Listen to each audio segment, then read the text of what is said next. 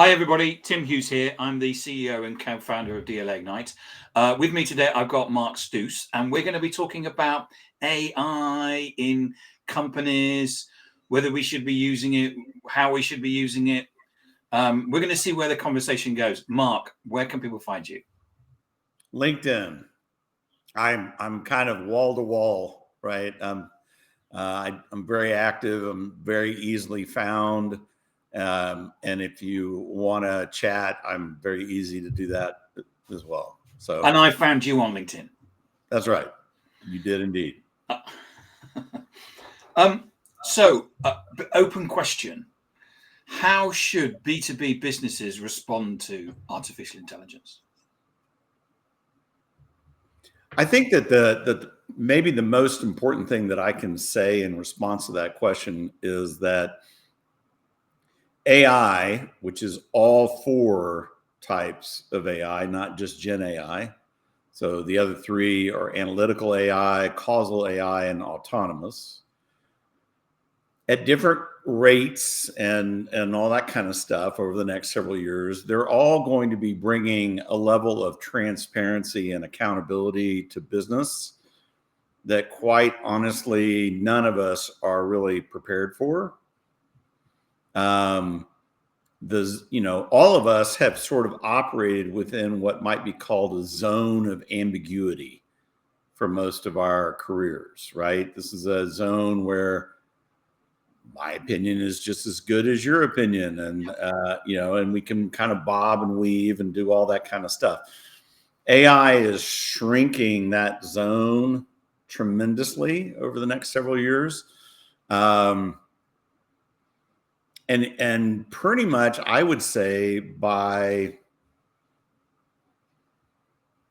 mid 2027 at the latest, most of what really matters in business will either be known or be knowable, right? And that also includes, like, do you know what the hell you're talking about, right? And so you kind of have to look at AI in lots of different ways, right? But a really huge one, a cornerstone aspect of AI is that it is a bullshit detector of monumental proportions, right? And so I think that's really it. I think that's and when you combine that with, lots of new rulings in different jurisdictions about fiduciary duty and the expansion of fiduciary duty to the officer level of companies, not just the board and directors. I mean, personal accountability for officers in terms of, did they do what they needed to do in order to mitigate risks, increased volatility in the marketplace, which means everybody's sense of risk goes up. And so what are a lot of shareholders more likely to do during periods of great volatility? Well, we have a lot of history on this. They sue. The incidence of legal action by shareholders during periods like the one we're in right now is many orders of magnitude greater than perceived stable times. So one of the perceived wisdoms that we see on LinkedIn is that AI is all we need to do is basically automate everything.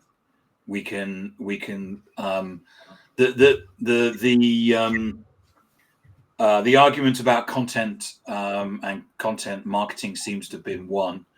So what we're going to do is we're going to use AI to create a whole load of content, and then we're going to automate everything. How do you see that playing out? Well, I think that if nothing else was changing, I think it'd still be bad. Okay. It's incredibly dilutive, very inflationary in terms of its impact on content. The findability and utility of any one piece of content goes way down. But also, what's really happening here with AI is what historians call a super technology. And that means that it plays both sides of the field, So the so-called defensive use of AI on the buyer side to shift the balance of power in the buying cycle is immense, and we're already seeing it. AI powered buyer bots that find, every piece, everything you've ever written or said about your product or service, triangulate that against known facts and decide whether you're credible or not, and then offer you up or not as a vendor that should be considered. The fact that there's AI powered filter systems. I just saw one demoed a couple of weeks ago called the Interceptor, that is sold to enterprise IT organizations, and it's installed on email servers, and it filters out all marketing email. These are all happening. This is real, right? This is not science fiction. So what does that mean? That means that rapidly the things that will matter most in terms of go to market will be the provisioning of very high quality, high trust information, because that's going to be the gating factor right there. I mean, your website, for example, ultimately may take a couple of years or so to fully evolve, but it's going to be an LLM with a URL on the front of it, right? And it's going to be optimized mainly for bots, not people. A lot of aspects of B2B marketing that have been, like stock and trade kind of things for, a couple decades minimum, are just not going to exist to any significant degree. So it's not going to be about a loss of jobs as much as it's going to be about a whole sub-discipline just going away, right? So what you're seeing right now is an enormous amount of technical debt, organizational debt, logical debt, right? In go-to-market. This is not limited to marketing. This is as bad, maybe even worse in sales organizations.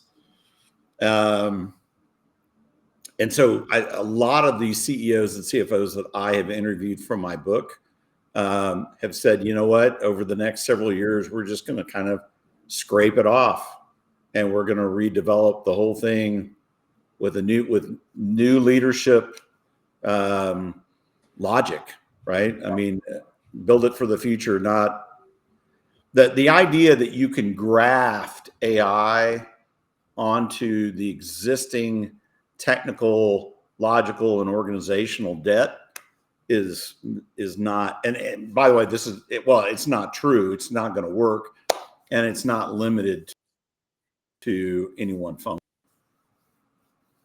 We're not picking on marketing here. No, marketing is just a kind of an obvious, target, a meme, if you will, in some ways.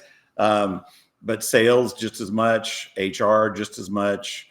The impact that we're going to see, for example, on what AI means for the definition of leadership, it's going to be significant, because what you're going to have is the human leader is no longer going to do performance evaluation.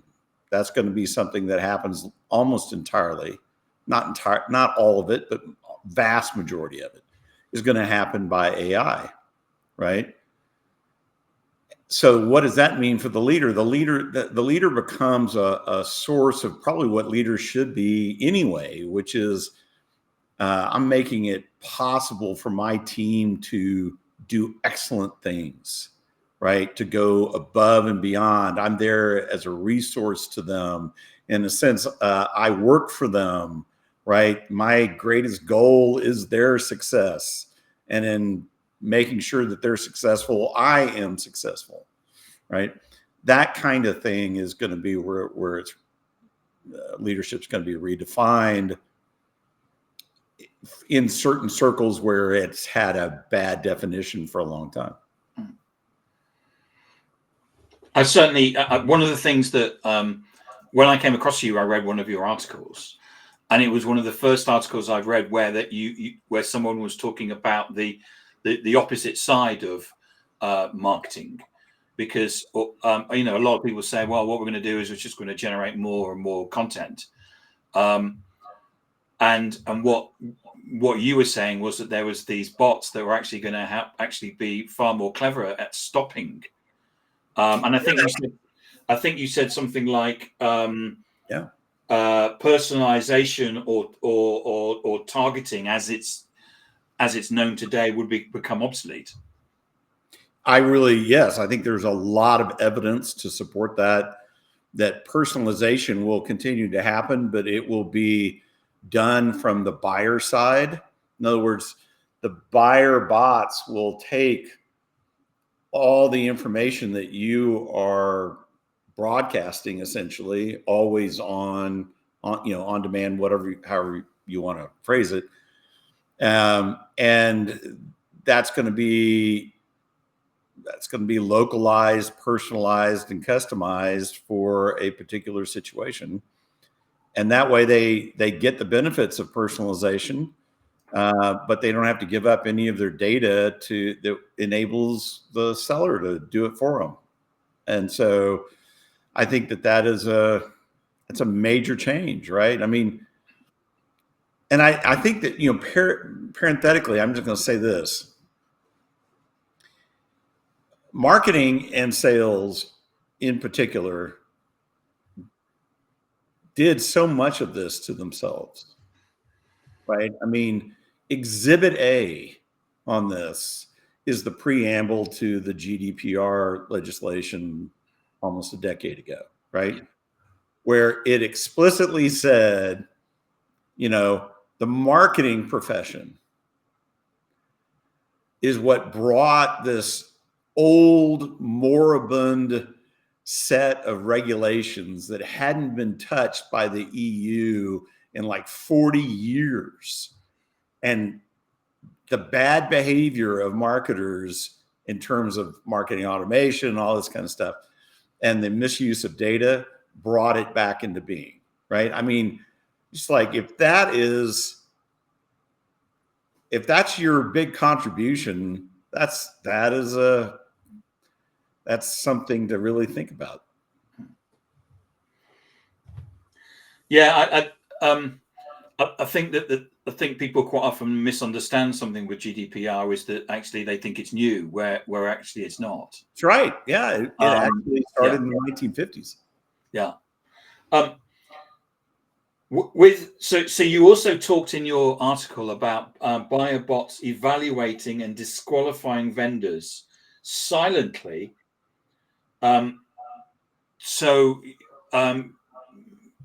Forrester recently said that 80% of buyers are using LLMs as part of their the buying process. Whether it's 80% or 30%, it doesn't really matter.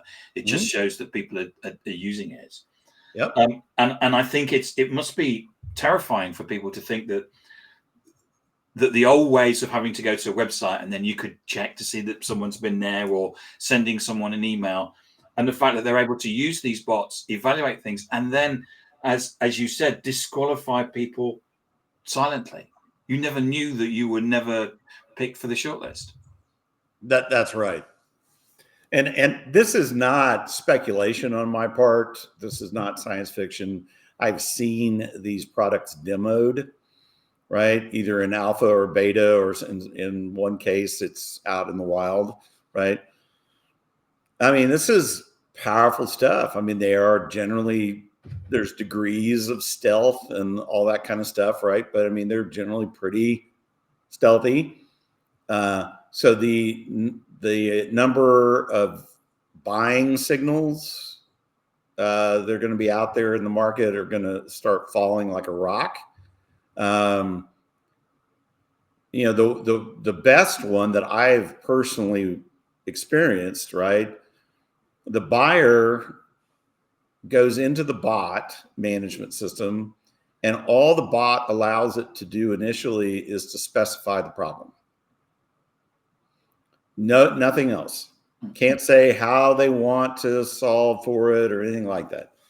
The bot goes out and makes a general assessment of the marketplace. Is this a software solution to the problem? Is it a services solution to the problem? Is it something else, right? And then they start looking at different vendors in each one of these areas, and they make some value judgments, and then they report back up, right? And they say that, this is what we found. And oh, by the way, we're going to also give you some parameters on what you should be paying for these services or software, licenses or whatever, right? So basically, you've got at the very end of the buying motion, you've got a couple of human to human conversations, probably not lasting longer than a couple hours. At which point the buyer says, hey, really like your solution, would love to work with you. This is what we're prepared to pay you for it. Do you know that you would prefer to negotiate something, but that's not on the table? Would you like the business? Would you not like the business? It gets it super stripped down, right? And that means that if marketers are worried about this, okay, and I'm not saying they shouldn't be, from a personal self-interest perspective, they don't have anything to worry about in comparison to sales guys, right? I mean, this is going to just decimate the need for salespeople, except the very, very, very best. So we've had a question which I want to bring up from Gerald Marshall. For marketers looking to enhance their skills, what do you think is the first aspect of AI they should master? Great question. I think that the most important part, so you kind of have to break this up, right? So if we're talking about Gen AI, which is prompt based, right? I think you have to have the logic, and you have to understand Socratic thought, which is essentially question-oriented exchanges, right? Because that's how you're going to most effectively mine something like ChatGPT or whatever, right? I think that when you go beyond that into, because that's a Gen AI is a knowledge AI. It's effectively commoditizing all of the onboard knowledge in your brain. Full stop. So then what does this really say past a certain point of maturity, right? It really means that the whole 9 yards going forward is about your ability to make the right decisions. And now we're getting into analytical AI, causal AI, and autonomous, right? And autonomous is sort of separate and apart anyway, because it's more like making all the decisions for you in certain areas, right? So agentic AI is a 1B, right, on autonomous, right? It's like super targeted, very basic. I use the word low grade, not in a derogatory way. It's just a very simplistic kind of thing, right? But we're talking about really here analytical and causal AI, which are not prompt based, right? This is model based. This is algorithm based. This is all about what happened and why did it happen and will it happen again? This is about causal forecasting. This is about, in a highly probabilistic, making better and better and better bets kind of way, right? This is about knowing the future more transparently than we currently do. This is about understanding the network effects. Go-to-market is an ultimate illustration of a network effect. So a network effect means if you just measure all of the pieces in the network, and you put that up on a dashboard, the best you've done is to have a historical understanding of what was going on in that network point to point on a given day. You have no idea of the actual relationships and what's making it all move and how it continues to move and what it's going to look like, next month, next year. You don't have anything, right? So this is where those kinds of analytics, causal analytics in particular, really comes into play. And so I think that it's a change in the way that you know how to think is the most important thing I could say. It's also about playing by a new set of rules. I mean, fiduciary duty to your shareholder in a business context is going to sort of be like 90% of the game. Right. So it's a level of responsibility on to the upside, what's good for the shareholder, good for the company, and mitigation of the downside, things that are bad for the shareholder and bad for the company. Right. And you're going to have to do that across an expanse of time. It's not yesterday and today. I've got to think short term. I've got to think long term, longer term, right? I've got to balance all those interests. I can't do that. The unaided human brain is great for a lot of things. That's not one of them. And so you're going to need this AI to essentially, I'm being a little hyperbolic here, okay, but make you a bionic decision maker. Mark, thank you so much for coming on and talking to us. The 20 minutes goes so fast. Fascinating discussion. Thank you so much for that. Remind people where they can get hold of you. LinkedIn. My handle is at Mark Stouse, and I'm very responsive. It's the number one way that I have a presence in the market, so I'm there all the time. Mark, thank you so much for coming on. I appreciate it.